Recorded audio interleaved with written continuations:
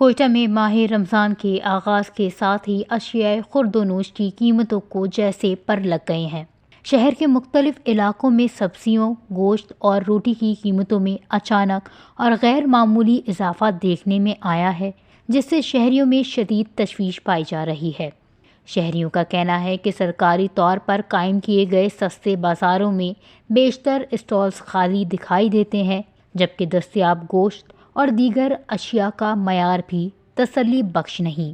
Government اس پہ توجہ نہیں دے رہے، گورنمنٹ پہ توجہ دینا چاہیے۔ یہ ہمارے کے مسلمان ایسے ہیں کہ رمضان شریف آ جاتے ہیں، لوگ سستا کرنا چاہیے، لوگ مہنگا کر لیتے ہیں، چاہے سبزی ہوئے، چاہے گوشت ہوئے، چاہے جو چیز کی ہوئے۔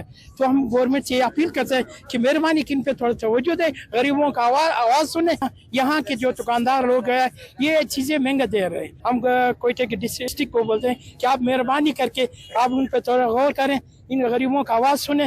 یہ ڈی سی صاحب کو چاہیے، ان لوگوں نے تو نرخ نامہ جاری کر دیا نا، اس پہ عمل درآمد نہیں کروا رہے۔ وہ بڑا گوشت دے رہے 1800 روپے 1600 روپے کے، ادھر جو ہے فکس کیا ہے 1200 روپے۔ تو جب آپ کوئی چیز عمل درآمد اس پہ نہیں کرا سکتے ہو تو عوام کو کیوں ورغلا رہے ہو؟ تو حکومت کو چاہیے، وزیر اعلیٰ صاحب کو چاہیے اس چیز پہ آپ عمل درآمد کراؤ۔